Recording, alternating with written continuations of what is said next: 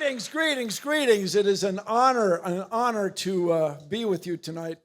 Here is to science, the process and the body of knowledge that have improved the health of humans everywhere. I hope you find it as remarkable as I do, that the founders, the people who crafted the U.S. Constitution, had the wisdom and foresight to include Article 1, Section 8, Clause 8. Congress is to promote the progress of science and useful arts. It's hard to think of a more useful art than healthcare. I'm honored to be here also for TIME100's speaking tonight, because 100 is a very significant number this year. Not only are there 100 of us honored, and thank you again, this is the 100th anniversary of the Scopes trial, the monkey trial, in Dayton, Tennessee, where John Scopes, was a biology teacher, was accused of teaching evolution, which was illegal in Tennessee at the time. Of course, things have changed a little bit. It was William Jennings Bryan for the prosecution and Clarence Darrow for the defense, two hugely famous guys, but the whole thing resolved for $100. So happy TIME100. But let me say it really is an extraordinary time to be alive.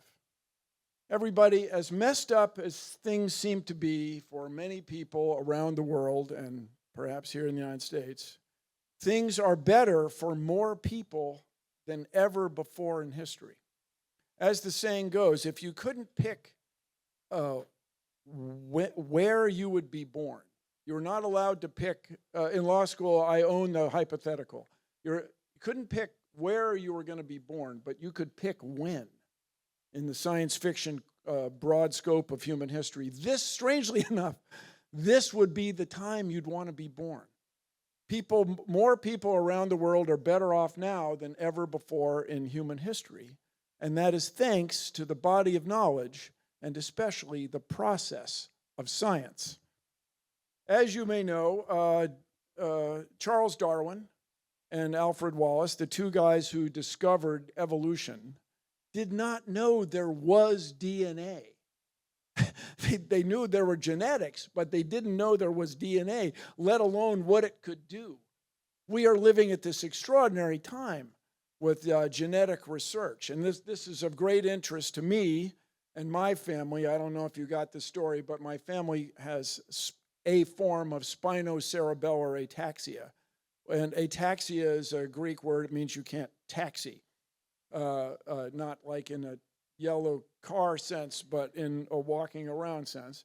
And yet, they also realized that just by reasoning, just by sitting and thinking about it, Wallace and Darwin realized that we all have a common ancestor.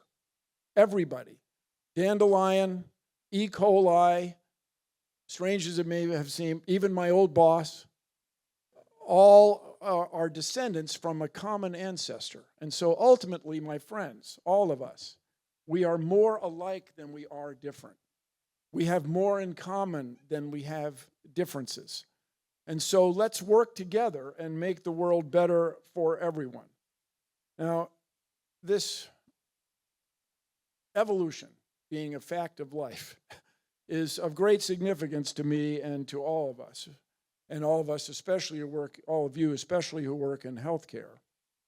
But what a remarkable time in healthcare, where we are all able to understand these genes and do something about it. And meanwhile, funding is being cut.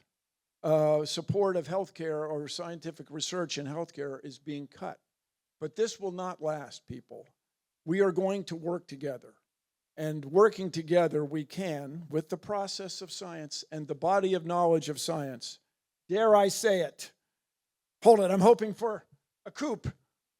Yes, dare I say it? Change the world. Here's to science, everyone, to science. Clinkety clank. Here at table 5. Table 5 is in the background, yes. Here's to you all. Carry on, let's change the world.